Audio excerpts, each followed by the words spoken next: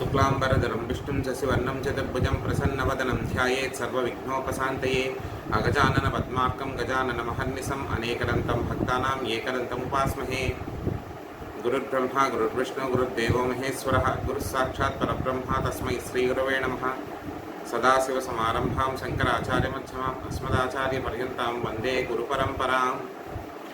सशङ्खचक्रं सकिरीटकुण्डलं सपीतवस्त्रं सरसीरुहेक्षणं सहारवक्षस्थलशोभिकौस्तुभं नमामि विष्णुं शिरसा चतुर्भुजं।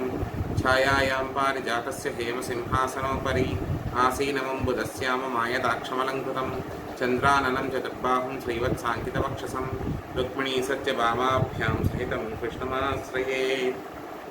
श्रीकृष्णपरब्रह्मणे नमो नमः। श्रीमद्गुरुभ्यो नमो नमः। अस्मद्गुरुभ्यो नमो नमः।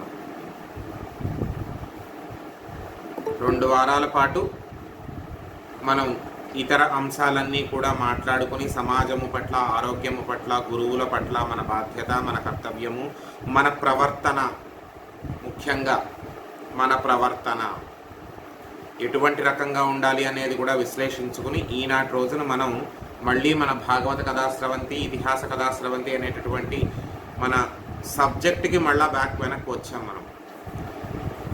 అంతకుముందు జరిగినటువంటి అంశాల్లో మనం అంబరీషోపాఖ్యానము, భీష్మ ఏకాదశి సందర్భంగా భీష్మ పితామహుడు గురించి ఉన్నటువంటి వృత్తాంతము చెప్పుకుని ఉన్నాం మనం.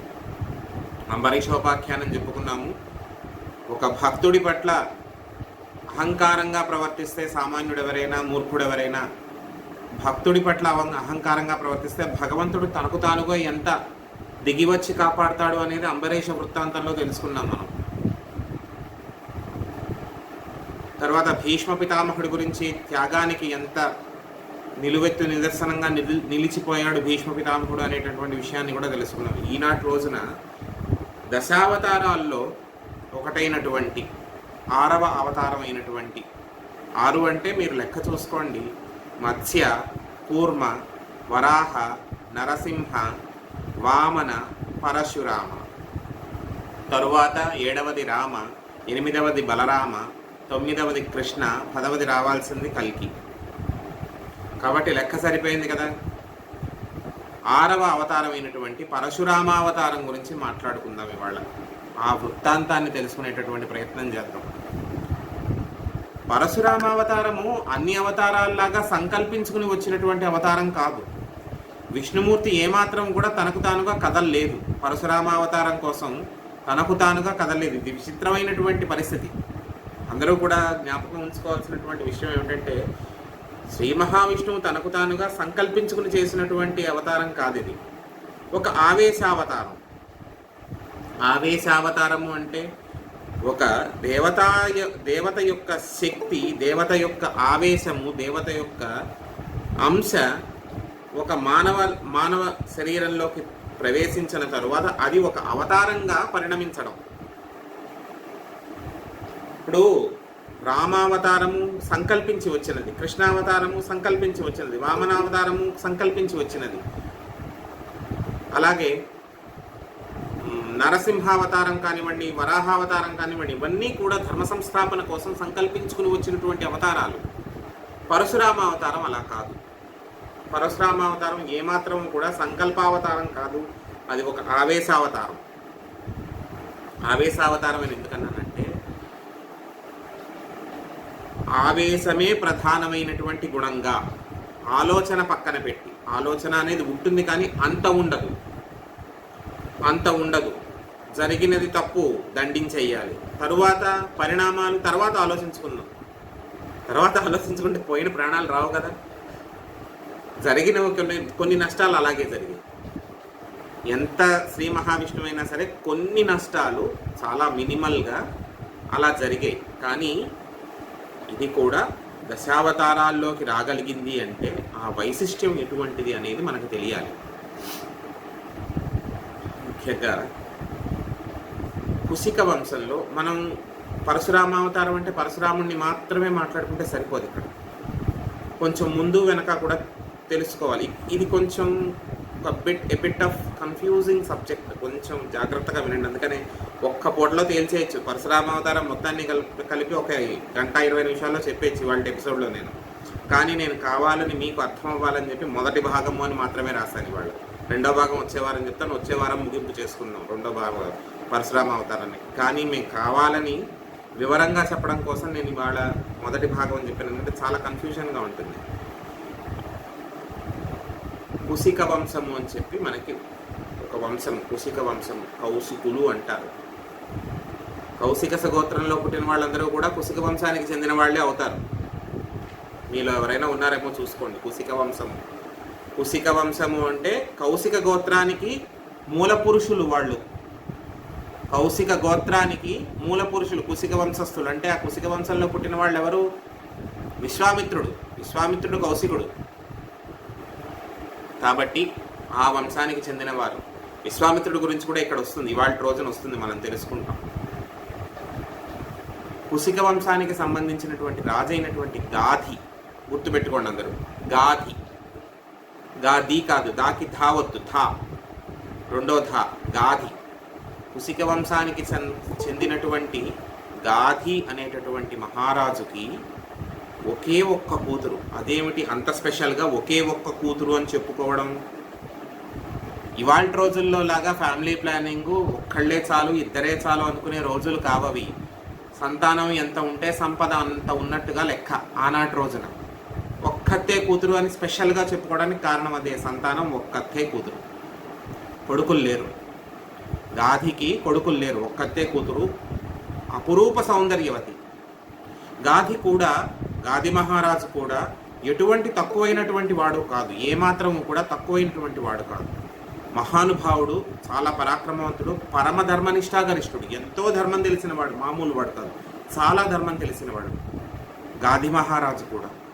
అందుకనే ఆయన ఏంటంటే ఎన్నో యజ్ఞయాగాదుల వల్ల, బ్రాహ్మణ సంతుష్టి వల్ల ఎంతో చక్కటి రాజ్యం పరిపాలించాడు. చాలా బిడ్డలందరినీ, మన ప్రజలందరినీ కూడా కన్నబిడ్డలుగా చూసుకున్నాడు. ఇటువంటి పరిస్థితుల్లో ఆయనకున్న ఒకే ఒక్క కూతురు సత్యవతి. పేరు గుర్తుపెట్టుకోండి, గాధి మహారాజు కూతురు పేరు సత్యవతి. అవసరమైతే రాసుకోండి, నేను అడుగుతాను. ప్రతి వారం పంపిస్తున్నటువంటి క్విజ్ 2 ప్రశ్నలు ఉన్నాయి కదా, అక్కడ అడుగుతాను. గాధి మహారాజు కూతురు పేరు సత్యవతి, పరమ సౌందర్యవతి అమ్మాయి. ఈ సత్యవతిని వివాహం చేసుకోవాలని ఎందరో ప్రయత్నించారు. అంతే కదా, అందమైన అమ్మాయి ఉంది, అందులో అపురూప సౌందర్యవతి, మహాధర్మనిష్టాగరిష్ఠుడైనటువంటి గాధి మహారాజు కడుపున పుట్టినటువంటి అమ్మాయి అంటే ఆ మాత్రం ఇంట్రెస్ట్ చూపించే వాళ్ళు ఉంటారు కదా, అంత అనురక్తులై కాస్తో కూస్తో ఇంక్లైన్ అయ్యి పెళ్లి చేసుకోవాలి అనేటటువంటి ఇంట్రెస్ట్ ఉన్న వాళ్ళు ఉంటారు కదా. అలాగే గాధి మహారాజు కూతురైనటువంటి సత్యవతిని కూడా వివాహం చేసుకోవాలని చెప్పి ఎందరో ప్రయత్నించారు, చాలామంది ప్రయత్నించారు. కానీ అందులో ఆయన వరకు వెళ్ళినటువంటి ప్రపోజల్ ఏమిటి? భృగు మహర్షి, గుర్తుపెట్టుకోండి అందరూ కూడా, భృగు మహర్షి కొడుకైనటువంటి రుచీకుడు, భృగు మహర్షి కొడుకైనటువంటి రుచీకుడు గాధి మహారాజుని సమీపించి, మహారాజా, నేను నీ కుమార్తె అయినటువంటి సత్యవతిని వివాహం చేసుకోవాలని అనుకుంటున్నాను, నీవు అనుమతించాలి అని చెప్పి అనుకున్నాడు. అంతేకాని ప్రేమించాను కాబట్టి మొహాన యాసిడ్ పోస్తాను, లేకపోతే తీసుకెళ్ళి నేను లాక్కెళ్ళి పెళ్లి చేసుకుంటానని చెప్పి అనేంత దౌర్భాగ్యం ఈ దేశానికి, ఈ ధర్మానికి లేదు. పిల్లలందరూ కూడా గుర్తుపెట్టుకోవాలి. నీవు ఇష్టపడ్డావు, ధర్మం ప్రకారం ఆ అమ్మాయి అప్పటి వరకు ఎవరి ఆధీనంలో ఉంది, ఎవరి రక్షణలో ఉంది? ఎవరి రక్షణలో ఉంది? తండ్రి రక్షణలో ఉంది. నువ్వు నిజంగా ఒక అమ్మాయిని, ఇప్పుడు తప్పు లేదు, ఒక అమ్మాయిని చూసి చక్కటి అమ్మాయి, రూపవతి, చూస్తే ప్రవర్తన బాగుంది కాబట్టి ఇటువంటి భార్య మనకి రావాలి అని అనుకోవడంలో ఏమాత్రము తప్పు లేదు. కానీ నువ్వు అప్రోచ్ అయ్యేటటువంటి విధానం ఏ రకంగా ఉండాలి? కాలేజీకి వెళ్ళిపోయి లెక్చరర్ల చేత ఎంక్వైరీలు చేయించి, లేదంటే ఇంకో ఆఫీసుల్లో కొలీగుల దగ్గరికి వెళ్ళి ఎంక్వైరీ చేయించి నానా ప్రశ్నలు పట్టించి ఆ అమ్మాయిని అల్లరి చేసే రకంగా ఉండకూడదు. చాలామంది చేస్తారు ఇవాళ రోజున. ఒక అమ్మాయిని పెళ్లి చేసుకోవాలంటే చాలా స్వతంత్రించి వెళ్ళిపోతారు చాలామంది. ఏమిటో ఆఫీసులకు వెళ్ళిపోయి ఏమిటో బ్యాక్ డోర్ వెరిఫికేషన్లు చేయించి ఇష్టం వచ్చినట్టు చేయిస్తున్నారు. That is not at all the proper way. నువ్వు నిజంగా ఒక అమ్మాయిని ఇష్టపడ్డావు, బాగుంది, ఇష్టపడినప్పుడు నీవు ఆ అమ్మాయి ఎవరి ఆధీనంలో ఉందో, ఎవరి రక్షణలో ఉందో వారిని సమీపించి వారిని అభ్యర్థించాలి. ఇక్కడ ఈ అమ్మాయి సత్యవతి ఎవరి రక్షణలో ఉంది? తండ్రి అయినటువంటి గాది మహారాజు రక్షణలో ఉంది. గాది మహారాజు కడుపును పుట్టిన కూతురు కాబట్టి తండ్రి అయినటువంటి గాది మహారాజు రక్షణలో ఉంది. అక్కడికి వెళ్ళి అడిగాడు రుచీకుడు, చాలా ధర్మం ప్రకారం అడిగాడు. వెళ్ళి అడిగి, గాది మహారాజా, నేను నీ కూతుర్ని ఇష్టపడ్డాను, నీవు నీ కూతుర్ని నాకు ఇచ్చి వివాహం చేసి నీ అనుమతి తెలుపు అని అడిగాడు. అడిగితే గాది మహారాజు అన్నాడు, మా వంశానికి ఒక ఆచారం ఉందయ్యా, నీవు మహానుభావుడైనటువంటి భృగు మహారాజు కుమారుడివే కావచ్చు, కానీ నా వంశాచారాన్ని కూడా నేను పాటించుకోవాలిగా. ఇప్పుడు నేనేదో నువ్వేదో వచ్చావు కదా అని చెప్పి నేను ఎగిరికంతేసి నీకు ఇవ్వడానికి లేదు. నా పద్ధతి నాకుంది, నా వంశాచారం నాకుంది. తప్పో ఒప్పో చెప్తారు, విను. మాకు కన్యాశుల్కం తీసుకోవడం అలవాటు. అది కూడా ధనం కాదు మాకు కావాల్సింది, మాకు ధనం అక్కర్లేదు. 1000 చంద్రుడు ఎంత తెల్లగా ఉంటాడో అంత తెల్లగా ఉండేటటువంటి అశ్వాలు 1000 కావాలి. చంద్రుడు ఎంత తెల్లగా ఉంటాడో అంత తెల్లగా ఉండేటటువంటి అశ్వాలు అంటే గుర్రాలు, చక్కటి మేలుజాతి గుర్రాలు 1000 సహస్ర అశ్వగణం కావాలి నాకు కన్యాశుల్కంగా. అది ఇస్తే మా ఆచారం ప్రకారం నువ్వు అవి సమర్పించు, నేను నా కూతుర్ని సంతోషంగా నీకు ఇచ్చి కన్యాదానం చేసి నీకు ఇచ్చి పెళ్లి చేస్తాను అని చెప్పాడు. దీనికి ఒప్పుకున్నాడు రుచీకుడు. రుచీకుడు ఒప్పుకుని ఎవరిని అడగాలి? ఇప్పుడు బ్రాహ్మణి దగ్గర ఏముంటుంది? ధనం ఉండదు కదా, అన్ని గుర్రాలు కొనేటటువంటి ధనం, అందులోనూ అన్నీ ఒకే రకమైనటువంటి గుర్రాలు కొనేటటువంటి ధనం. ఇప్పుడు కండిషన్ ఏంటి? గుర్రాలు ఒకటే ఇస్తే సరిపోదు. చంద్రుడు ఎంత తెల్లగా ఉంటాడో అంత తెల్లగా ఉన్నటువంటి గుర్రము, అందులోనూ ఎడమ చెవి మాత్రము నల్లగా ఉండాలి. గుర్తుపెట్టుకోండి, ఇన్ని కండిషన్స్ ఉన్నాయి అక్కడ. ఎడమ చెవి నల్లగా ఉండాలి, ఒళ్ళంతా తెల్లగా ఉండాలి, అటువంటి గుర్రాలు కావాలి. ఎడమ చెవి నల్లగా ఉండి ఒళ్ళంతా తెల్లగా ఉండేటటువంటి మేలుజాతి అశ్వాలు 1000 కావాలి. బ్రాహ్మడికి పాపం ఎక్కడ దొరుకుతాయి, ఎలాగని వెతకగలడు? తన యొక్క తపశ్శక్తితో పశ్చిమ దిక్కుకి వెళ్ళాడు. పశ్చిమ దిక్కుకి ఎందుకు వెళ్ళాడు? దానికి ఒక ఆంతర్యము, ఒక రహస్యము కూడా ఉంది. పశ్చిమ దిక్కు వరుణుడు అధిపతి. వరుణదేవుడు అంటే వానలకి అధిదేవుడు, నీటికి జలాధిదేవుడు అయినటువంటి వరుణుడు పశ్చిమ దిక్కుకు అధిపతి. He is the god of the west side. He is the in-charge for the west side, west direction. ఎందుకు? వరుణుడు సంతానకారకుడు. చాలామంది అనుకుంటారు ఏంటంటే సంతానానికి ఎంతసేపు మనం సుబ్రహ్మణ్యారాధన కానీ ఇంకోటి కరెక్టే చెయ్యాలి, కానీ అసలు సంతానాభివృద్ధికి కారణమైనటువంటి దిక్పాలకుడు ఎవరు అంటే వరుణుడు. అందుకనే మనకి మహన్యాసం చెప్పేటప్పుడు కానీ ఆశీర్వచనం చెప్పేటప్పుడు కానీ పశ్చిమో దిగ్భాగే వరుణో దేవత సత్సంతాన ప్రాప్తిరస్తు అని చెప్పి అక్కడ ఆశీర్వచనం పలుకుతారు చేయించినటువంటి యజమానికి. పశ్చిమ దిగ్భాగే వరుణో దేవత ప్రసాద సిద్ధిరస్తు సత్సంతాన ప్రాప్తిరస్తు సంతానాభివృద్ధిరస్తు వంశాభివృద్ధిరస్తు అని చెప్పి వంశాభివృద్ధికి కూడా సంతానాభివృద్ధికి కూడా కారణమైనటువంటి వరుణుడు అక్కడ నమస్కరిస్తారు. అక్కడ ఆ సందర్భంలో నమస్కరింపజేస్తారు. అందుకని ఇతను వివాహం చేసుకునేది ఎందుకు? వంశాభివృద్ధి కోసమే కదా. ఇప్పుడు రుచీకుడు వివాహం చేసుకుంటున్నది ఎందుకు? ఆ అమ్మాయితో ఎంతసేపు బండి మీద తిరిగి లేదంటే థియేటర్లకి వాటికి వెళ్ళి సినిమాలు చూడడానికి కాదు కదా. వివాహానికి ముఖ్యమైన ఉద్దేశం ఏమిటి? వంశాభివృద్ధి. ధర్మం ప్రకారం ప్రవర్తించేటప్పుడు తన యొక్క అనువర్తిగా ఉండేటటువంటి భార్య రావడం కోసం చేసుకుంటారు వివాహం. అంతేకాని ఈ భోగాలన్నిటి కోసము చేసుకోరు కదా. ధర్మం కోసం భోగం, భోగం కోసం ధర్మం కాదు. అలాగే రుచీకుడు వెళ్ళి అడిగాడు, వరుణుణ్ణి అడుగుతాడు. వరుణదేవుణ్ణి పశ్చిమ దిక్పాగానికి వెళ్ళి వరుణదేవుణ్ణి అడుగుతాడు, నేను ఇలా గాది మహారాజు కూతురైనటువంటి సత్యవతీదేవిని నేను మోహించాను, ఆవిడని వివాహం చేసుకోవాలని అనుకున్నాను. ఆయన్ని వెళ్ళి అడిగాను ధర్మం ప్రకారం, ఎటువంటి తప్పు చేయలేదు, ఎటువంటి లోటు చేయలేదు. నేను వెళ్ళి ఆయన అడిగాను. అడిగితే గాది మహారాజు ఈ రకమైనటువంటి క్షమించండి, గాది మహారాజు ఈ రకమైనటువంటి నియమం చెప్పాడు. వారికి కన్యాశుల్కం తీసుకోవడం అలవాటట. అది కూడా ఇటువంటి గుర్రాలు ఒళ్ళంతా తెల్లగా ఉండి ఎడంచెవి మాత్రమే నల్లగా ఉండేటటువంటి గుర్రాలు కన్యాశుల్కంగా తీసుకోవడం. 1000 గుర్రాలు, అది కూడా 1, 2 కాదు నాయన, 1000 గుర్రాలు కావాలి అని చెప్పి అడుగుతాడు. దానికి అది కూడా ధర్మశాస్త్ర ప్రకారం అడుగుతాడు. ఎందుకంటే అలా అడగచ్చా వెళ్ళి అంటే అడగచ్చు, బ్రాహ్మడు అడగచ్చు. అడిగితే తండ్రిని అడగాలి, తప్పితే రాజుని అడగాలి, తప్పితే నీకు తపశ్శక్తి ఉంటే దిక్పాలకుల్ని దేవతల్ని అడగాలి. నీకు ధర్మం ప్రకారం ధర్మానికి నిల్చోవలసి వచ్చి నువ్వు ఏదన్నా వివాహమో ధర్మకార్యమో శుభకార్యమో చేయవలసి వస్తే అందుకు కావాల్సినటువంటి ద్రవ్యాన్ని, అందుకు కావాల్సినటువంటి పరికరాల్ని నీకు కావాల్సి వచ్చినటువంటి ఈ వస్తువులన్నింటినీ ఎవరినైనా అడగాల్సి వచ్చినటువంటి పరిస్థితి వస్తే నువ్వు అడగాల్సింది ఎవరిని? రాజుని అడగాలి. నువ్వు ఏ రాజ్యంలో ఉన్నావో గాది మహారాజే నీకు కండిషన్ పెట్టాడు కదా. గాది మహారాజు ఎందుకు ఇస్తాడు? ఇంకా కండిషన్ పెట్టిందే గాది మహారాజు, ఆయన ఎందుకు ఇస్తాడు? ఇంకా మిగిలింది ఎవరు? దిక్పాలకులు, దేవతలు. వెళ్ళాడు, అడిగాడు. ఎవరిని అడగాలో వాళ్ళని అడిగాడు. మళ్ళా ఇష్టం వచ్చినట్టు వెళ్ళి ఇంద్రున్నో లేకపోతే కుబేరున్నో, ధనం కాబట్టి కుబేరున్నో, లేకపోతే అందరినీ వీళ్ళనందరినీ ఎందుకు పాకులాడడం, ఏకంగా కొడితే కుంభస్థలమే కొడదామని చెప్పి వెళ్ళి ఇంద్రున్నో అడగలేదు.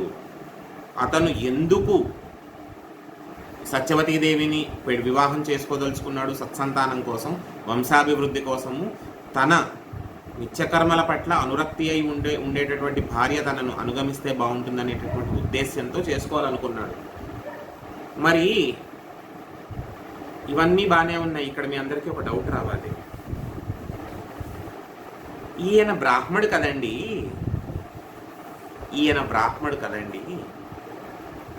ఆ అమ్మాయి ఏమో క్షత్రియ కన్య కదా, గాది మహారాజు అంటే క్షత్రియుడు కదా, ఎలా కుదిరింది వివాహం? ఎలా ఒప్పుకున్నాడు? ఈ అనుమానం రావాలా లేదా? ఎందుకంటే మీరు వెంటనే రావాల్సినటువంటి అనుమానం, మీరు ఇంకా చిన్నపిల్లలు కాబట్టి రాలేదు. కొంచెం కాస్త పెద్ద పిల్లలు అయితే ఈ పాటికి ఎవరో ఒకళ్ళు అడిగేసి ఉండేవాళ్ళు. ఇక్కడ ఒక ధర్మ సూక్ష్మం ఉంది. బ్రాహ్మడు ఒకవేళ బహుభార్యాత్వాన్ని అంగీకరించవలసి వస్తే,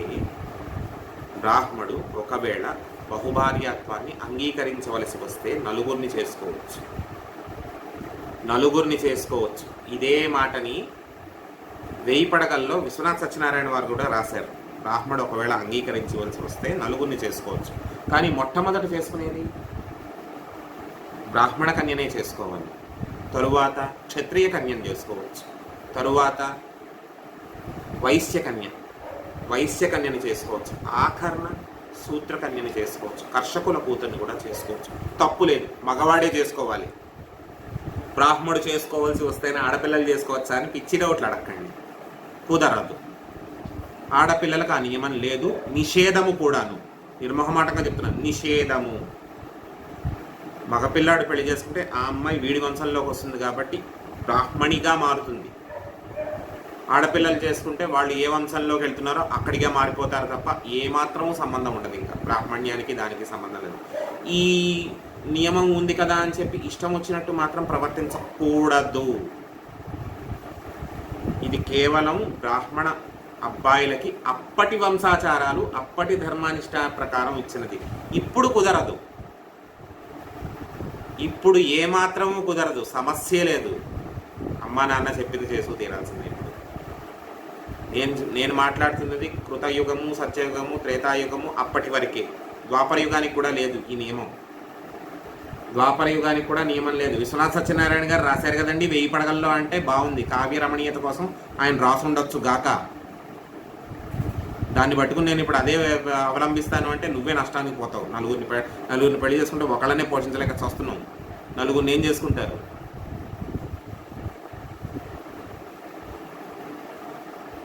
అలా కాదు. ఈనాటి రోజుల్లో కుదరదు. ఇప్పుడు ఒకరే.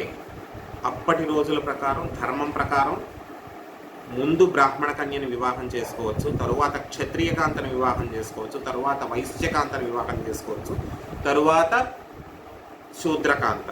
ఎందుకు మొదట బ్రాహ్మణకాంతని అన్నారు? ఈయన వర్ణాశ్రమ ధర్మం ప్రకారం ఏ క్రతువు చేసినా సరే బ్రాహ్మణకాంత తన యొక్క పక్కన ఎడమ పక్కన కూర్చుని హవిస్సు వేయడము, తన యొక్క ధర్మనిష్టకి సహాయం చేయడము, ఇట్లాంటి కార్యాలన్నీ చేయడానికి పనికి రావాలి. కాబట్టి మొదట బ్రాహ్మణకాంత. ఆవిడ పట్టపురాణి హోదా ఆవిడది. ఎంత బ్రాహ్మడైనా సరే పక్కన కూర్చుంటుంది కాబట్టి పట్టపురాణి హోదా. కాబట్టి ఆ నియమం ఉంది. కాబట్టి అది చెల్లుతుంది ఆనాటి రోజున. ఈనాటి రోజున కాదు, ఖచ్చితంగా కాదు ఈనాటి రోజున. ఎందుకంటే ఇట్లాంటివి ఏదైనా చెప్పాలంటే అదే భయం మాకు. అప్పుడు చెల్లింది కదండి, ఇప్పుడు కుదరదా అంటే, ఇదిగో గురువు గారు చెప్పారు వీడెవడో ఇలాంటి పని చేశాడని మమ్మల్ని పట్టుకుంటారు. కాబట్టి కుదరదు, ఖచ్చితంగా కుదరదు. అమ్మా నాన్న చెప్పినట్టు విని తీరాల్సిందే. ఇక్కడ మాత్రం రుచీకుడు వెళ్ళాడు, వరుణదేవుడిని అడిగాడు, వరుణదేవ నాకు ఇన్ని కావాలి, 1000 అశ్వాలు కావాలి, తెల్లటి శరీరంతో నల్లటి ఎడమ చెవి కలిగినటువంటి అశ్వాలు నాకు కావాలి అని అడిగాడు. అడిగితే వరుణదేవుడు సంతోషించి ఇస్తానని చెప్పాడు. అదేమిటి వరుణదేవుడు వెంటనే ఇవ్వడం? వరుణదేవుడికి కూడా అర్థమైంది ఎందుకు ఇవ్వాలి. వంశాన్ని నిలుపుకోదలుచుకున్నాడు. ధార్మికంగా ఆ పిల్ల యొక్క తండ్రిని కూడా చాలా ధార్మికంగా పద్ధతి ప్రకారం వెళ్ళి అడిగాడు, అంతేగాని దౌర్జన్యం చేయలేదు. పద్ధతి ప్రకారం వెళ్ళి అడిగాడు కాబట్టి మనం అంగీకరించవచ్చు అనేటటువంటి విషయాన్ని దృష్టిలో పెట్టుకుని వరుణదేవుడు కూడా అంగీకరించాడు. నేను ఇస్తాను, నువ్వేం కంగారు పడకు, నేను ఇస్తాను, ఇచ్చి నీవు తీసుకుని వెళ్ళి వివాహం చేసుకో. కాకపోతే 1000 అశ్వాలు అంటే నువ్వు ఎలా తీసుకెళ్తావు? ఉన్న పడంగా 1000 అశ్వాలు నీ చేతికి ఇస్తే నువ్వు ఎలా తీసుకెళ్తావు? నీకు చేత కాదు అశ్వాలను తీసుకెళ్ళడం. నేను పంపిస్తాలే, నువ్వు వెళ్ళిపో అని చెప్తాడు. అదేమిటి నేను పంపిస్తాను నువ్వు వెళ్ళిపో అంటే? పంపించకపోతే కాదు, ప్రమాణం చేశాడు. నేను పంపిస్తాను, నువ్వు వెళ్ళు. ఎక్కడికి పంపిస్తానో తెలుసా? నేను జలాది దేవతని. నేను వరుణుడు జలాది దేవత కదా, జలాలకి అధిపతి కదా, నీటికి అధిపతి కదా, వరుణుడు కదా. నేను అశ్వాలని నీళ్లల్లో పంపిస్తాను, మంత్రించి నీళ్లల్లో పంపిస్తాను. ఇవన్నీ కూడా గాది మహారాజు రాజ్యమైనటువంటి కన్యాకుబ్జం దగ్గర ఉన్నటువంటి గంగా నదిలో, గుర్తుపెట్టుకోండి, గాది మహారాజు రాజ్యం పేరు ఏమిటి? కన్యాకుబ్జము. అక్కడ ఉన్నటువంటి గంగా నదిలో నువ్వు స్నానం చేసి సంధ్యవార్చుకోగానే ఇవన్నీ కూడా నీ ఎదట నిలుస్తాయి. గంగలోంచి బయటకు వచ్చి నీ ఎదట నిలుస్తాయి. కాబట్టి నువ్వు ఇది అక్కడ గ్రహించు. వాటిని నువ్వు తీసుకెళ్ళడం కూడా ఇది ఇబ్బంది అవుతుంది. షిప్మెంట్ కూడా ప్రాబ్లం, కొరియర్ చేస్తే కుదరదు, షిప్మెంట్ కూడా ప్రాబ్లం, ట్రాన్స్పోర్టేషన్ ఇష్యూ. కాబట్టి అర్థం చేసుకుని నువ్వు వెళ్ళు, నేను పంపిస్తానన్నాడు. అలాగే పంపించాడు వరుణదేవుడు కూడా. ఇవన్నీ తీసుకెళ్ళి గాది మహారాజుకి ఇచ్చాడు రుచీకుడు. ఈ 1000 అశ్వాలని తీసుకెళ్ళి గాది మహారాజుకి రుచీకుడు సమర్పించాడు. నీవు అడిగినటువంటి కన్యాశుల్కం మహారాజా, నేను ధార్మికంగా నా బ్రాహ్మణ ధర్మం ప్రకారం నేను ఎవరిని అడగాలో, ఎక్కడి నుంచి గ్రహించాలో నేను ధర్మం ప్రకారం చేసి వరుణుణ్ణి అడిగి తీసుకొచ్చి నీకు ఇస్తున్నాను. కాబట్టి నీవు ఇవన్నీ గ్రహించి, కన్యాశుల్కంగా గ్రహించి, నీ కుమార్తె అయినటువంటి సత్యవతిని నాకు ఇచ్చి వివాహం చెయ్యి అని చెప్తాడు. సంతోషించాడు గాది మహారాజు. అలాగే తాను చేసినటువంటి ప్రమాణం ప్రకారం సత్యవతీదేవిని తీసుకెళ్ళి రుచీకుడికి, అంటే భృగు మహర్షి కుమారుడైనటువంటి రుచీకుడికి ఇచ్చి వివాహం చేశాడు. సంతోషించారు అందరూ కూడాను. రుచీకుడు కూడా తన భార్య అయినటువంటి సత్యవతీదేవితో కలిసి గృహస్థాశ్రమంలోకి ప్రవేశించాడు. గృహస్థాశ్రమంలోకి ప్రవేశించడం అంటే సంసారం చేయడం మొదలుపెట్టాడు. He started his family life. ఇప్పటి వరకు బ్రహ్మచారి, ఇప్పుడు గృహస్థు, ఫ్యామిలీ పర్సన్ విత్ వైఫ్. అర్థమైందా వాగీష్? అర్థమవుతుందా? గృహస్థాశ్రమంలోకి ప్రవేశించాడు. ప్రవేశించిన తరువాత మామగారు ఎప్పుడు ఇంట్లో ఉండే మామగారు కాదు కదా పాపం. భృగు మహర్షి అంటే ఆయన ఏమి ఇంట్లో ఉండి దగ్గరుండి కాపురం చూడడం అలాంటివి ఏమి ఉండదు. ఆయన మహర్షి. ఆయన తపస్సు చేసుకోవడానికి వెళ్ళిపోయాడు. భృగు మహర్షి తపస్సు చేసుకోవడానికి వెళ్ళిపోయాడు. తరువాత అటువైపు ఉన్న ఒక్క కూతురికి పెళ్లి చేసేశారు. గాది మహారాజు ఉన్న ఒక్క కూతురికి పెళ్లి చేసేసాడు. ఇంకా ఆయన చేయగలిగింది ఏంటి? జ్ఞాతులకి రాజ్యాన్ని అప్పచెప్పి ఆయన కూడా తపోవనానికి వెళ్ళిపోయాడు. వానప్రస్థానికి వెళ్ళాడు. తపస్సు చేసుకుని పుణ్యక్షేత్రాలన్నీ చూద్దామని వెళ్ళిపోయాడు. ఇక్కడ ఈవిడ సత్యవతీదేవి రుచీకుడు ఇద్దరు కూడా సంతోషంగా ఆనందంగా గృహస్థాశ్రమాన్ని గడుపుతున్నారు. ఇంకా సంతానం కలగలేదు, గుర్తుపెట్టుకోండి, ఇంకా సంతానం కలగలేదు. గృహస్థాశ్రమంలో ప్రవేశించారు, పెళ్ళైన కొత్త, ఇంకా అలా అలా గడుపుతున్నారు. ఇలా గడుపుతుంటే ఒకనాడు భృగు మహర్షి వచ్చాడు. ఇక్కడ ఏమి భృగు మహర్షి అనగానే మీరందరూ కంగారు పడకండి. భృగు మహర్షి కోపిస్తాడు, ఇవన్నీ ఈ ఉద్దేశాలన్నీ పెట్టుకోవద్దు. భృగు మహర్షి కొడుకు ఇంటికి వచ్చాడు, కొడుకు ఇంటికి వచ్చాడు, రుచీకుడి ఇంటికి వచ్చాడు. రుచీకుడి ఇంటికి వచ్చి కోడలిని అన్నయించి చక్కగా, ఏమ్మా బాగున్నావా, అబ్బాయి బాగా చూసుకుంటున్నాడా, మీ సంసార జీవితం ఎలా ఉంది, ఇటువంటి కుశల ప్రశ్నలన్నీ వేసి ఆమె యొక్క ఆతిథ్యాన్ని స్వీకరిస్తున్నాడు భృగు మహర్షి. భృగు మహర్షి ఆమె యొక్క ఆతిథ్యాన్ని స్వీకరించడం, సత్యవతీదేవి యొక్క ఆతిథ్యాన్ని స్వీకరించడం, ఇవన్నీ జరుగుతున్నాయి. మామగారు వస్తే జనరల్గా ఏం చేస్తారు, స్విగ్గీలో ఆర్డర్ చేయరు కదా, చక్కగా ఆయనకు కావాల్సిన వంట అంతా కూడా మడిగా అన్నీ చేసి పెట్టింది. సంతోషించాడు భృగు మహర్షి. నీకు ఏం వరం కావాలో కోరుకో అన్నాడు. ఇక్కడ మామగారు కోడలు అంటే నేను ఒక విషయం, గురువుగారు చెప్పినటువంటి విషయమే మళ్ళా చెప్తాను. కోడలికి అత్యంత ఆప్తులు, ఎక్కడ అత్తవారి ఇంట్లో అత్యంత ఆప్తుడు ఎవరు అంటే మామగారు. ఎందుకు, ఆ అమ్మాయిని నమ్మి నా వంశాన్ని నిలపడానికి వస్తున్నటువంటి లక్ష్మీ స్వరూపమైనటువంటి కన్యరా అని చెప్పి ఆ అమ్మాయిని సగౌరవంగా తీసుకొచ్చుకుంటాడు ఇంటికి. తండ్రి స్థానంలో నుంచి ఆ అమ్మాయి యొక్క కష్ట నష్టాలని చూసుకుంటాడు. కొడుకుతో సుఖంగా ఉంటుందా లేదా, వాళ్ళిద్దరికీ ఏమైనా గిల్లిగజ్జాలు ఉన్నాయా, వాళ్ళ సంసార జీవితం బాగుందా, ఇటువంటివన్నీ కూడా పట్టించుకునేటటువంటి పెద్ద దిక్కు మామగారంటే. కోడలు కూడా అంతే, కోడలు కూడా మళ్ళీ కూడా చెప్తున్నాను, కోడలు కూడా అంతే గౌరవంగాను ప్రేమాభిమానాలతోనూ ఉండాలి మామగారి పట్ల. ఎటువంటి అనుమానము లేదు అందులో, ఎటువంటి అనుమానము లేదు. ఎందుకంటే తన తండ్రిని ఎంత గౌరవిస్తుందో మామగారిని కూడా అంతే గౌరవించి తీరాలి. ఇల్లన్నాక చాలా చాలా విషయాలు జరుగుతాయి, కొన్ని మనస్పర్ధలు, కొన్ని అభిప్రాయ భేదాలు వస్తాయి. కానీ నీకు ఏదన్నా ఒక సమస్య వస్తే ఇంటి పెద్ద అయినటువంటి మామగారు పరిష్కర్తగా నిల్చుని నీ జీవితాన్ని, నీ భర్త యొక్క జీవితాన్ని సంస్కరించేటటువంటి స్థానంలో ఉంటాడు ఆయన, మామగారు అనే ఆయన. కాబట్టి కోడలు కూడా తన తండ్రిని ఎంత గౌరవిస్తుందో అంత గౌరవించాలి, ఎటువంటి అనుమానము లేదు అందులో. గట్టిగా మాట్లాడితే వేదంలో ఒక ఆడది, మనం వివాహ సందర్భంలో చతుర్థి విభక్తి వేయకుండా దానం చేస్తారు అమ్మాయిని. కన్యాదానం చేసేటప్పుడు చతుర్థి విభక్తి వెయ్యరు. ఎందుకు, అవసరమైనప్పుడు నువ్వు ఇంటికి పంపించాలి.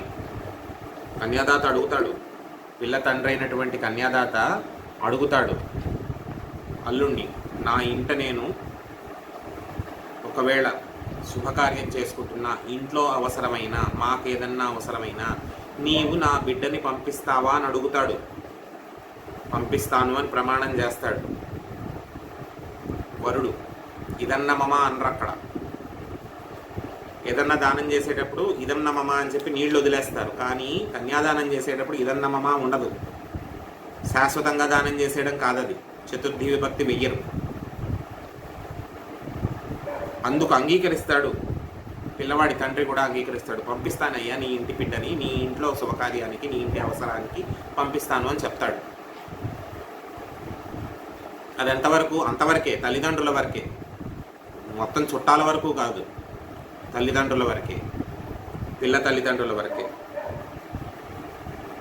కాబట్టి అక్కడ ఏంటంటే, అక్కడ చెప్తారు, అక్కడ వరుడు అడుగుతాడు, నీవు నా ఎదట ఏనాడు కూడా తల విరబోసుకుని గుండెలు బాదుకుంటూ ఏడవకుందువుగాక. ఏనాడు కూడా తల విరబోసుకుని గుండెలు బాదుకుంటూ ఏడవకూడదు నీవు అని చెప్పి అడుగుతాడు వరుడు. పెళ్లి కొడుకు అడిగినప్పుడు ఆవిడ ప్రమాణం చేస్తుంది ఏడవను. కానీ ఒకే ఒక్క సందర్భం ఉంటుంది, మామగారు దేహాన్ని వదిలిపెట్టినప్పుడు అలా ఏడుస్తాడు. ఇవాళ రోజున అలా ఏడుస్తున్నారంటే లేదు ఖచ్చితంగా, కానీ బాధపడేవాళ్ళు చాలామంది ఉన్నారు. మామగారు కనుక దేహాన్ని వదిలిపెట్టి వెళ్ళిపోతే, కన్న తండ్రి ఒక మంచి స్నేహితుడు వెళ్ళిపోయినంత బాధపడేటటువంటి కోడళ్ళు చాలామంది ఉన్నారు.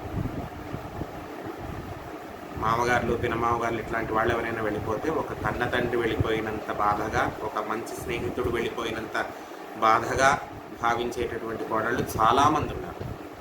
అందుకనే మామగారు కోడలు అంత ప్రత్యేకమైనటువంటి స్థానం. ఎందుకంటే నా ఇంటి వారసత్వాన్ని నిలిపి నా ఇంటికి ఒక వారసుని అందించేటటువంటి మహాలక్ష్మి స్వరూపం అని చెప్పి ఆశీర్వదిస్తాడు మామగారు. నా తండ్రి స్థానంలో ఉండి నా రక్షణ చూస్తున్నాడు అని చెప్పి గౌరవిస్తుంది కోడలు. అందుకని మామగారు కోడలు.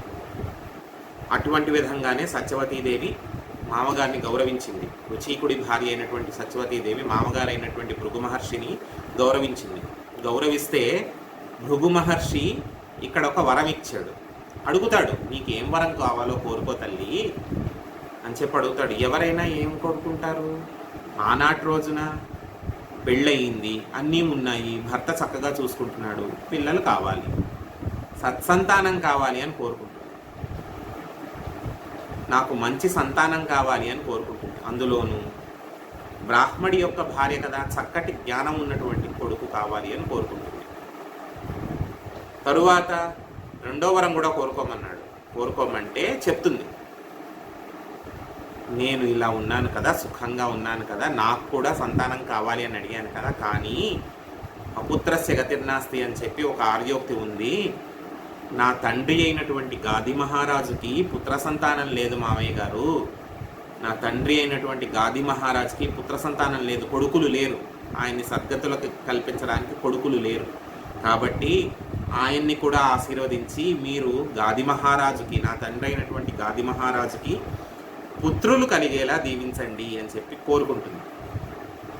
అది ఆడపిల్లంటే. ఆడపిల్లంటే అదే. ఎందుకంటే సంకల్పంలో చెప్పుకుంటాం, దశపూర్వేషాం దశాపరేషాం అని చెప్పి కన్యాదాత సంకల్పం చెప్తాడు. 10 తరాలు అటు 10 తరాలు ఇటు ఉద్ధరింపబడాలి నీ వల్ల అని చెప్పి. 2 వంశాల్లోనూ అటు 10 తరాలు ఇటు 10 తరాలు నీ వల్ల ఉద్ధరింపబడి నీ వల్ల కీర్తికెక్కాలి అని చెప్పి కోరుకుంటాడు కన్యాదాత. దాన్ని అంగీకరిస్తాడు పెళ్లి కుమారుడి తండ్రి. ఇది చాలా ఆమోదయోగ్యమైనటువంటి కోరిక. నా తండ్రికి కూడా పుత్ర సంతానం కలిగేలా దీవించండి అంటే ఒప్పుకుంటాడు భృగు మహర్షి. తరువాత ఏం జరిగింది అనేది ఒక్క నిమిషం నేను ఫైల్ ట్రాన్స్ఫర్ చేసుకుని మీకు చెప్తాను. ఈలోగా మీరందరూ అలానే ఉండండి. మామగారికి సపర్యలు చేసినందువల్ల సంతుష్టుడైనటువంటి భృగు మహర్షి కోడలైనటువంటి సత్యవతీదేవికి వరం కోరుకోమని చెప్పి అన్నాడు. కోరుకోమంటే ఈవిడ ఏం వరం కోరుకుంది? నాకు సత్సంతానం కలగాలి అని కోరుకుంది. తరువాత నా తండ్రికి కూడా పుత్ర సంతానం కలగాలి అని కోరుకుంది. అది కూడా న్యాయమైనటువంటి కోరిక, ఎటువంటి ఆక్షేపణ లేదు అందులో, ఎటువంటి ఆక్షేపణ లేదు. ఖచ్చితంగా అది న్యాయమైన కోరిక. అటువంటి పరిస్థితుల్లో భృగు మహర్షి చెప్పినటువంటి ఒక పని ఏంటంటే ఆయన యొక్క తపశ్శక్తితో ఒక 2 పాయస పాత్రలని సృష్టించి ఇచ్చాడు ఆవిడికి. 2 పాత్రల్లో పాయసాన్ని ఇచ్చాడు తన తపశ్శక్తితో. చెప్తాడు, ఫలానా పాత్ర నీవు తాగు, ఫలానా పాత్రలో ఉన్నటువంటి పాయసాన్ని నీ తల్లికి ఇవ్వు, గాది మహారాజు భార్య అయినటువంటి నీ తల్లికి ఇవ్వు. నీవు రావి చెట్టుని కౌగిలించుకో, నమస్కరించుకుని రావి చెట్టుకి పూజించి ఒకసారి కౌగిలించుకో. నీ తల్లిని చెప్తానండి, మర్చిపోయాను. శమీ వృక్షాన్ని కౌగిలించుకోమని చెప్పు. నువ్వు శమీ వృక్షాన్ని కౌగిలించుకో, నీ తల్లిని రావి చెట్టుని కౌగిలించుకోమని చెప్పు అని చెప్తాడు. చెప్తే ఈవిడేం చేస్తుంది? అటు దిట్టుగా ఇప్పుడు మామగారితో కూర్చొని కుశల వార్తలు చెప్పేటటువంటి క్రమంలో ఆ పాయస పాత్రల్ని అందుకోవడం, దేవతారాధన దగ్గర పెట్టుకోవడం, ఇవన్నీ కూడా చేస్తుంది. చేసిన తర్వాత మామగారు వెళ్ళిపోతాడు, మళ్ళా తపోవనాలకు వెళ్ళిపోతాడు. భృగు మహర్షి మళ్ళా తపోవనాలకు వెళ్ళిపోతాడు. వెళ్ళిపోతే తరువాత గాది మహారాజు పుణ్యక్షేత్రాలన్నీ కూడా దర్శించుకున్న తరువాత వస్తాడు. వచ్చిన తరువాత ఏం జరుగుతుంది అంటే తల్లికి ఈ వృత్తాంతం అంతా చెప్తుందమ్మా, మా మామగారు భృగు మహర్షి వచ్చాడమ్మా, ఆయనకి నేను సపర్యలు చేశాను, ఆయనకి చాలా సంతోషించి నాకు ఈ వరాలు ఇచ్చారు, నేను ఇలా కూడా కోరుకున్నానమ్మా అని చెప్తే గాది మహారాజు కూడా చాలా సంతోషిస్తాడు. అమ్మా బంగారు తల్లివి, నువ్వు నా వంశం కూడా నిలవాలని చెప్పి నీవు కోరుకున్నావు అని చెప్పి ఎంతో సంతోషిస్తాడు గాది మహారాజు. అక్కడ ఈవిడేం చేస్తుందంటే మర్చిపోతుంది, ఏ పాయస పాత్ర ఎవరిని తాగమన్నారు అనే విషయం మర్చిపోతుంది. భృగు మహర్షి ఖచ్చితంగా చెప్పాడు, నువ్వు ఈ పాయస పాత్రలో ఉన్నది నువ్వు తాగు, ఈ గిన్నెలో ఉన్నది నువ్వు తాగు, ఈ గిన్నె మీ అమ్మగారికి ఇవ్వు అని చెప్తాడు భృగువు. చెప్తే ఈవిడ ఏం చేస్తుందంటే మర్చిపోయి అటు దిట్టు ఇటు దట్టు చేస్తుంది. భృగు మహర్షి సంకల్పం ఎలా ఉంటుంది? బ్రాహ్మడి కడుపున, ఇప్పుడు రుచీకుడు బ్రహ్మవేత్త, భృగు మహర్షి కొడుకు అయినటువంటి రుచీకుడు బ్రహ్మవేత్త, ఆయనకు కూడా మహర్షికి ఉన్నటువంటి స్థానం ఉంది. ఆయనకు పుట్టేటటువంటి పిల్లలు ఏ రకంగా ఉండాలి? వారు కూడా గొప్పవారై మంత్రద్రష్టలవ్వాలనేటటువంటి సంకల్పంతో ఇచ్చాడు ఆ పాయసం. గొప్ప గొప్ప మంత్రాలకి ద్రష్టలు అంటే మంత్రాలని సంకల్పించేటటువంటి ఉన్నత స్థానంలో ఉండాలి, పుట్టేటటువంటి మనవడు వారసుడు ఆ స్థానంలో ఉండాలనేటటువంటి సంకల్పంతో ఇస్తాడు సత్యవతీదేవికి పాయసం. అక్కడ గాది మహారాజుకి ఇచ్చేటటువంటి పాయస పాత్ర, గాది మహారాజు భార్యకి ఇచ్చేటటువంటి పాయస పాత్రను ఏ సంకల్పంతో ఇస్తాడు? క్షత్రియ వంశం, మంచి వీరరసాన్ని ప్రదర్శించే రకంగాను, పౌరుషాన్ని ప్రదర్శించే రకంగాను, చాలా శక్తివంతమైనటువంటి, చాలా సాహసోపేతమైనటువంటి ప్రవర్తనతో ఉండాలనేటటువంటి సంకల్పంతో ఆ పాయసాన్ని సంకల్పించి ఇస్తాడు. ఇక్కడ ఏం జరుగుతుంది? ఈవిడ పాపం కొంచెం తడబాటు వల్ల ఆ క్షత్రియ గుణాలు ఎటువంటి రకంగా ఉండాలనేటటువంటి సంకల్పంతో ఇచ్చాడో ఆ పాయసాన్ని ఈవిడ తీసుకుంటుంది. బ్రాహ్మణ గుణాలు, ఆ మంత్రద్రష్ట ఇటువంటి గుణాలన్నీ ఎటువంటి రకంగా ఉండాలని సంకల్పించిన పాయసం తల్లికి ఇస్తుంది. దీనివల్ల ఏంటి? భృగు మహర్షి యొక్క సంకల్పం తారుమారైపోతుంది. తారుమారైపోవడం వల్ల ఏం జరుగుతుందంటే ఈవిడ కడుపున ఎంతో రజోగుణ సంపన్నుడు, పరమశక్తిమంతుడైనటువంటి ఒక పిండం ఈవిడ కడుపున పెరగడం మొదలు పెడుతుంది. ఆవిడ పుట్టింట్లో ఉన్నటువంటి తల్లిగారి కడుపున పరమసాత్వికుడు, చక్కటి బ్రహ్మవేత్త, మంత్రద్రష్ట అయినటువంటి పిండం ఆవిడ కడుపున పెరగడం మొదలు పెడుతుంది. ఇది ఇలా జరుగుతూ ఉండగా మళ్ళీ వస్తాడు ఓ రోజు భృగు మహర్షి, మళ్ళీ వస్తాడు. కోడలు కడుపుతో ఉంది, చూసి వెళ్దామని వస్తాడు. వచ్చినప్పుడు ఏం జరుగుతుందంటే ఈవిడ చెప్తుంది, మావయ్య గారండి ఇలా జరిగిందండి, నేను మీరు చెప్పినట్టుగా పాయసం ఇలాగ నేను తాగాను, ఆవిడకి ఇచ్చానండి. అంటే నువ్వేం తాగావు? నేను చూస్తూనే ఉన్నాను, నా దివ్య దృష్టికి నాకు గోచరించి నేను వచ్చానమ్మా తల్లి, నువ్వు చేసిన పని ఇది, వాళ్ళకి ఇవ్వాల్సింది నువ్వు తాగేవు, నువ్వు తాగాల్సింది వాళ్ళకి ఇచ్చావు అంటే ఇప్పుడు బెదిరిపోతుంది కోడలు సత్యవతీదేవి.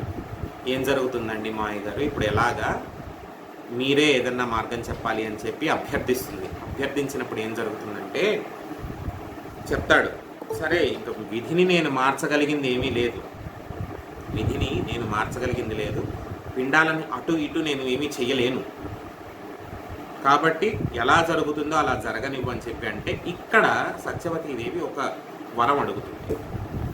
మళ్ళీ కూడా నాకు ఒక చిన్న ఉన్నది ఎలాగో మార్చలేరు, ఈ తేజస్సు ఇలాగే వస్తుంది, నేను కాదనట్లేదు, కానీ ఇప్పుడు ప్రస్తుతం నా కడుపున ఉన్నటువంటి తేజస్సు, ఈ క్షాత్ర తేజస్సు ఏదైతే ఉందో అది నాకు పౌత్రుడిగా వచ్చేలా చూడండి, పౌత్రుడిగా అంటే మనవడిగా వచ్చేలా చూడండి అని అడుగుతుంది. నాకు మళ్ళీ ఇంకొక అనుగ్రహం ఇచ్చి నా కడుపున ఒక బ్రహ్మవేత్త పుట్టేలాగా చూడండి, ఇప్పుడు ప్రస్తుతం ఉన్నటువంటి తేజస్సు పౌత్రుడిగా వచ్చేలా చూడండి, ఏది ఏమైనా సరే మన వంశంలోనే వస్తుంది, మన భృగు వంశము భార్గవ వంశంలోకే వస్తుంది ఈ తేజస్సు కూడా, తప్పదు, కాబట్టి ఇలా వచ్చేలా చూడండి అని చెప్పి అంటే ఒప్పుకుంటాడు. ఇదేదో ధర్మం ప్రకారమే ఉంది, ధార్మికంగానే ఉంది అని చెప్పి ఒప్పుకుంటాడు భృగు మహర్షి. ఒప్పుకుని అలా కటాక్షిస్తాడు, అమ్మ నువ్వు ప్రస్తుతానికి ఒక బ్రహ్మవేత్తని కందువు, కానీ అతని కడుపున మాత్రం నీ తేజస్సు అయినటువంటి ఈ క్షాత్ర తేజం పుడుతుంది, క్షాత్రతేజం పుట్టి లోక సంస్థాపన ధర్మ సంస్థాపన చేస్తుంది, లోకాన్ని రక్షించి ధర్మ సంస్థాపన చేస్తుంది అని చెప్పి వరమిస్తాడు. మళ్ళీ వెళ్ళిపోతాడు. కాలం గడుస్తుంది. సత్యవతీదేవికి రుచీకుడికి జమదగ్ని పుడతాడు. జమదగ్ని మహర్షి పుడతాడు. గుర్తుపెట్టుకోండి, సత్యవతీదేవికి రుచీకుడికి పుట్టినటువంటి బిడ్డ జమదగ్ని. జమదగ్ని మహర్షి పెరిగి పెద్దవాడవుతాడు, విద్యాబుద్ధులు నేర్చుకుంటాడు. తరువాత రేణుకాదేవికి ఇచ్చి పెళ్లి చేస్తారు. ఇక్కడ ఇలా జరుగుతూ ఉంటుంది. అక్కడ మరి ఈవిడ తాగాల్సిన పాయసం, బ్రహ్మవేత్తగా రావాల్సినటువంటి వాడు పుట్టడానికి సంకల్పించినటువంటి పాయసం తల్లి తాగింది. మన అక్కడ క్షత్రియ వంశంలో ఉన్నటువంటి తల్లి తాగింది. అక్కడ ఏం జరుగుతుంది? పరమ సాత్వికుడు, చక్కటి బ్రహ్మజ్ఞానం కలిగిన వాడు అయినటువంటి సకల మంత్రాలకి అనుసంధానకర్త అయినటువంటి విశ్వామిత్రుడు కౌశికుడుగా పుడతాడు. అక్కడ ముందు క్షత్రియుడుగానే పుట్టాడు, పుట్టడానికి క్షత్రియుడుగానే పుట్టాడు, కానీ తరువాత మహర్షిగా మారుతాడు. అందరూ గుర్తుపెట్టుకోండి, సత్యవతీదేవి యొక్క తమ్ముడు విశ్వామిత్రుడు. గాది మహారాజు కొడుకైనటువంటి విశ్వామిత్రుడు సత్యవతీదేవి యొక్క తమ్ముడు. ఈ సత్యవతీదేవి మోక్షానికి వెళ్ళిపోతుంది. తరువాత ఎంతో జీవితాన్ని చూసి మోక్షానికి వెళ్ళిపోతే అడుగుతుంది, నాకు మోక్షం కన్నా కూడా నాకు కావాల్సింది నేను ఒక నదీమ తల్లిగా హిమాలయ ప్రాంతాల్లో ప్రవహించాలి, ధార్మిక కార్యక్రమాలకి నేను పనికొచ్చేలాగా నేను మంచి పవిత్రమైనటువంటి నదీమ తల్లిగా ప్రవహించాలి అంటే దానికి మెచ్చుకున్నటువంటి పరమాత్మ కటాక్షిస్తాడు, నీవు నదిగా మారుతావు అని చెప్పి. ఆ నదీ తీరంలోనే సిద్ధాశ్రమాన్ని ఏర్పాటు చేసుకుంటాడు విశ్వామిత్రుడు. ఎందుకు? అక్కగారంటే అంత ప్రాణం, అంత ప్రాణం అక్కగారంటే. ఎందుకు? తన పుట్టుకు కారణమే కదా అక్కగారు. అసలు తను పుట్టడానికే కారణం అసలు అక్క. లేకపోతే ఈవిడ వరం అడక్కపోతే భృగు మహర్షి పాయసం ఇవ్వడు. పాయసం ఇవ్వకపోతే అసలు ఇతను జన్మించాల్సిన సందర్భమే కలగదు. ఒక్క నిమిషం.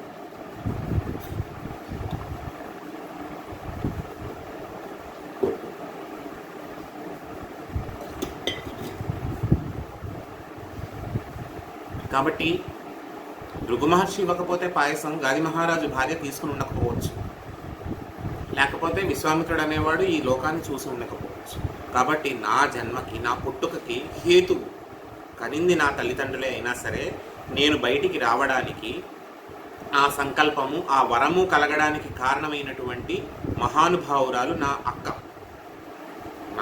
నా భగిని. కాబట్టి మా అక్క అంటే నాకు అంత ప్రాణమని పదే పదే పదే పదే చెప్పుకున్నాడు విశ్వామిత్రుడు. ఎవరి పట్లైనా సరే కోపంతోనూ కాస్త ఆవేశంతోనూ ప్రవర్తించాడేమో, కానీ అక్కగారి పట్ల మాత్రం ఏనాడు కూడా ఏ ఒక్క క్షణంలోనూ కూడా విశ్వామిత్రుడు ఎటువంటి ఆవేశాన్ని, ఎటువంటి కోపాన్ని కూడా ప్రదర్శించలేదు. ఇది బాగా అండర్లైన్ చేసుకోండి పిల్లలందరూ. అక్క చెల్లెళ్ళు అన్న తర్వాత చిన్న చిన్న గిల్లిగజ్జాలు, చిన్న చిన్న కొట్లాట్లు లేదా చిన్న చిన్న వాదోపవాదాలు అవుతాయి ఒక వయసు వచ్చిన తర్వాత. ఇప్పుడు మీ వయసుకి, నా కూతురు వయసుకి, 6 ఏళ్లకి, 8 ఏళ్లకి కొట్టుకునే దెబ్బలాట్లు ఏవి కూడా అసలు కౌంట్లోకి రావు. ముఖ్యంగా ఇక్కడ నేను ఎందుకు చెప్తున్నాను అంటే, అక్కగారు పెద్దవాళ్ళు అయి ఉండి తరువాత ఒక తమ్ముడు ఉన్నటువంటి పిల్లలు చాలామంది ఉన్నారు మన దగ్గర. పేర్లు చెప్పకూడదు కానీ చాలామంది ఉన్నారు. ఆడపిల్ల పెద్దదై ఉండి తర్వాత మగపిల్లాడు తమ్ముడుగా ఉన్నటువంటి పిల్లలు చాలామంది ఉన్నారు. వీళ్ళందరూ కూడా తెలుసుకోవాల్సింది ఏంటంటే, అక్కని గౌరవించాలి. ఇంకొకటి, అక్కకి ఏ అవసరం ఉన్నా సరే ఎప్పుడూ కూడా you should be ready to meet that necessity. అది ఆర్థికమా, లేకపోతే సహాయమా, మాట సహాయమా, మూట సహాయమా, ఇవన్నీ కూడా ఉంటాయి. మీ స్తోమతకి తగ్గట్టుగా మీరు ఎప్పుడూ కూడా సిద్ధంగా ఉండాలి అక్కకి ఎప్పుడూ కూడా సపోర్ట్ చేయడానికి. అది సామాన్యమైనటువంటి బంధం కాదు అక్క చెల్లెళ్ళు, అన్నా చెల్లెళ్ళు అనేటటువంటి బంధం. ఎందుకంటే అమ్మా నాన్న పోయిన తర్వాత, అమ్మా నాన్న శరీరాన్ని విడిచి వెళ్ళిపోయిన తర్వాత ఆమెకంటూ ఒక పూట వచ్చి సేద తీరడానికి ఉన్నది మీరే. కష్టమైనా నష్టమైనా, సుఖమైనా దుఃఖమైనా చెప్పుకోవడానికంటూ ఉన్నది మగపిల్లలే, ఎటువంటి అనుమానము లేదు. మీరేమీ కోట్లు కుమ్మరించక్కర్లేదు, మీకున్న ఆస్తి రాసివ్వక్కర్లేదు. ఆవిడ వచ్చిన ఒకే ఒక్క రోజు ఆవిడ్ని గౌరవించి బొట్టు పెట్టి పంపించండి. మీ స్తోమతకి తగ్గట్టుగా రవికల బట్టే పెట్టండి, కాదనట్లేదు. బొట్టు పెట్టి రవికల బట్టి పెట్టి పంపించండి. మీరేమీ కోట్లు ఖర్చు పెట్టి ఏమీ చేయక్కర్లేదు. కానీ ఎటువంటి అమర్యాదకారకమైనటువంటి పనులు చేయకూడదు అక్క చెల్లెళ్ళ పట్ల. ఒకవేళ వాళ్ళు మిమ్మల్ని విషయం తెలియక నిందించవచ్చు కాక ఏదో కొన్ని మనస్పర్ధల్లో మిమ్మల్ని తూలనాడచ్చుగాక, కానీ మీరు మాత్రం మాట తూలకూడదు. నేను మగపిల్లలందరికీ చెప్తున్నాను. నేను నిర్మోహమాటంగా పేర్లు కావాలంటే చెప్తాను. మోక్షజ్ఞ కానివ్వండి, తర్వాత కార్తీక్ కానివ్వండి, శ్రీలహరి వాళ్ళ తమ్ముడు కార్తీక్ కానివ్వండి, వాగేష్ కానివ్వండి, మిగతా మగపిల్లలు ఎంతమంది ఉంటే అంతమంది కూడాను, విరాజు, ఇట్లాంటి అందరూ కూడా నేను నిర్మోహమాటంగా చెప్తున్నాను. ఆడపిల్లల పట్ల మాత్రం మీరు, అక్క చెల్లెళ్ళ పట్ల మాత్రమే మీరు గౌరవంతో మెలగాలి. ఎటువంటి అగౌరవ భావన ఉండకూడదు. ఇంకొకటి ఏంటంటే, మీ అక్క మీకు ఎంత ముఖ్యమో ఆవిడ్ని చేసుకున్నటువంటి ఆవిడ యొక్క జీవిత భాగస్వామి అయినటువంటి మీ బావగారు, ఆయన కూడా మీకు అంతే ముఖ్యం. ఆయన మీకు తండ్రి స్థానంలో ఉంటాడు. ఇది శాస్త్రం సమ్మతించినటువంటి మాట. నేను ఇంత విశ్లేషణ చేస్తున్నాను అంటే, అవసరమైతే మీ తండ్రి కనుక మీ అన్నదమ్ముల పెళ్ళిళ్ళ నాటికి తల్లిదండ్రులు కనుక జీవించి ఉండకపోతే, వారు అప్పటికే శరీరాన్ని విడిచిపెట్టేస్తే, మీకు ఉపనయన సంస్కారము, మీకు స్నాతకము చేయాల్సింది మీ అక్క, మీ బావగారే.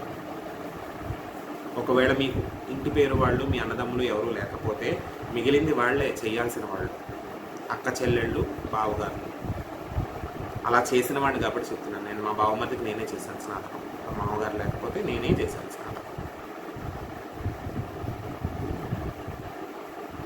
కాబట్టి మీ బావగారిని కూడా అంతే. ఇది ఎందుకంటే చాలామంది ఇళ్ళల్లో మనం ప్రస్తుతం చూస్తున్నాం, బావగారు అంటే ఏదో అతను పాపం ఎంత మంచివాడైనా సరే అదొక లోగో కట్టేస్తారు. ఇప్పుడున్నటువంటి పరిస్థితుల్లో, నేను ముందున్నటువంటి పరిస్థితుల్లో చెప్పండి. ముందు మా నాన్నగారి తరం వరకు బావగారులు వాళ్ళు అంటే చాలా గౌరవంగా మెలిగేవారు. కానీ ఇప్పుడు చాలా లోకు కట్టేస్తున్నారు. వాళ్ళ ప్రవర్తన కూడా అలానే ఉంటుంది, దాంట్లో ఎటువంటి అనుమానం లేదు. ఆ బావగారుల ప్రవర్తన అలానే ఉంటుంది, వీళ్ళు అంతే లోకు కడుతున్నారు. ఏంటంటే వీళ్ళకు కూడా ఏంటంటే అది ఎందుకు వస్తుందో ఆ భావన వచ్చేస్తుంది, ఆ భావన. కానీ విశ్వామిత్రుడు ఏనాడు కూడా రుచీకుడిని ఏమాత్రం కూడా తక్కువ చేసి తక్కువ భావనతో చూడలేదు. అలాగే శ్రీరామచంద్రమూర్తి, నేను ఎందుకు ప్రత్యేకంగా విషయం పక్కకొచ్చి చెప్తున్నానంటే పిల్లలకు అర్థం అవ్వాలి. శ్రీరామచంద్రమూర్తి ఋష్యశృంగ మహర్షిని, శాంతాదేవిని ఎప్పుడూ కూడా తన తోబుట్టువుగా ఆదరించాడు శ్రీరామచంద్రమూర్తి. అంగమహారాజు అయినటువంటి రోమపాద మహారాజు యొక్క కూతురైనటువంటి శాంతాదేవిని శ్రీరామచంద్రమూర్తి కూడా తన తోబుట్టువుగా గౌరవించి ఆదరించాడు. ఆడబొడుచుగా, ఇంటి ఆడబొడుచుగా గౌరవించాడు. అదే సమయంలో శాంతాదేవి భర్త అయినటువంటి ఋష్యశృంగుడిని కూడా చాలా గౌరవించాడు. ఒక గురుస్థానంలో నిలుపుని గౌరవించాడు.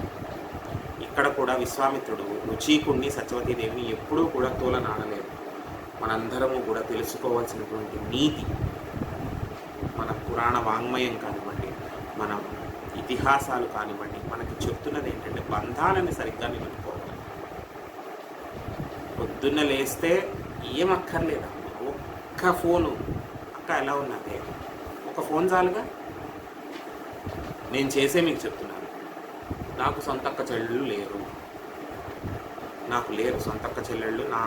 నాతో పాటు పుట్టిన వాళ్ళు, నా పెద్దనాన్నగారి పిల్లలు, మా పిన్ని పిల్లలు, వీళ్ళే నాకు అక్క చెల్లెళ్ళు. నేను ప్రతి ఒక్కరికి కూడా వారానికి ఒకరికి, రోజుకొకరికి చొప్పున వారంలో అందరితోనూ మాట్లాడతాను. నేను ఊళ్ళల్లో ఉన్న వాళ్ళతో సహా అందరితోనూ మాట్లాడతాను. మాట్లాడకపోయినా జస్ట్ ఏ వాట్సాప్ మెసేజ్, అక్క how are you people going good, that's all, చాలు.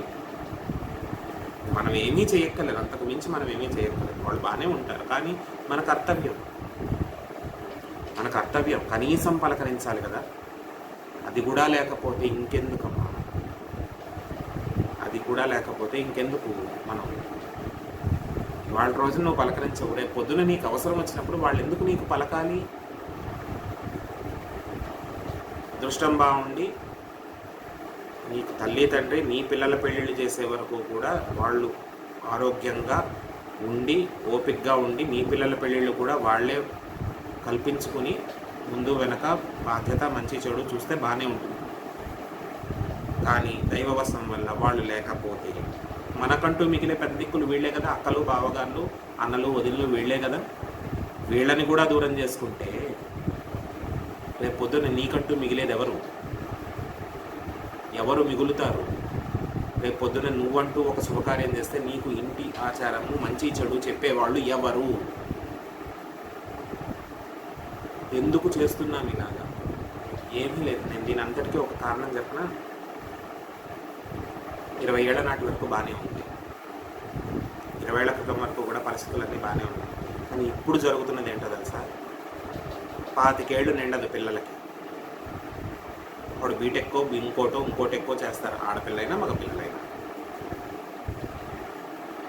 వాళ్ళు క్యాంపస్ సెలక్షన్ ఇంకో సెలక్షన్ జాబ్స్లోకి ఎంటర్ అవుతారు. ఎంటర్ అవ్వగానే ఏమవుతుంది, వాడికి 25 ఏళ్ళు నిండిన వాడికి 40,000 50,000 జీతం వస్తుంది. డబ్బులు చేతులు ఆడడం మొదలుపెడతాయి. వాడి అవసరానికి వాడికి వయసుకి అంత అవసరం లేదు. 25 ఏళ్ళు నిండని వాడికి 23 ఏళ్ల పిల్లలకి చేతిలో 50,000 పడితే వాడికి ఏం తెలుస్తుంది? డబ్బులు చేతిలో ఉన్నాయి కాబట్టి కన్ను మిన్ను కానదు. ఆ డబ్బులను చూసుకుని తల్లిదండ్రులు కూడా ఇవాళ రోజున కాస్త అహంకారపూరితంగా ప్రవర్తిస్తున్నారు. ఇది నిజం.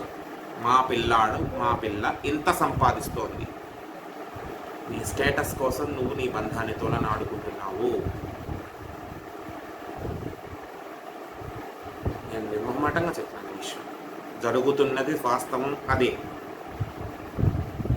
నీ కూతురు మంచి ఉద్యోగం చేస్తుంది, నీ కొడుకు మంచి ఉద్యోగం చేస్తున్నాడు, నువ్వు సంతోషించు. డబ్బు చేతిలో పడుతుంది కదా అని అహంకారంగా ప్రవర్తించామనుకోండి, ఏమవుతుంది? నీ ఇంటికి నలుగురు రావడం మానేస్తారు. సింపుల్. నీ ఇంటికి నలుగురు రావడం మానేస్తారు. ఎందుకు? నీ అహంకారాన్ని భరించాల్సిన అవసరం లేదు కదా ఎవరికీ లేదు నీ అహంకారాన్ని భరించాల్సిన అవసరం. గట్టిగా మాట్లాడితే రేపు పొద్దున్న నీ పిల్లలు నీ భర్తే భరించరు నీ అహంకారాన్ని, లేదా నీ భార్య.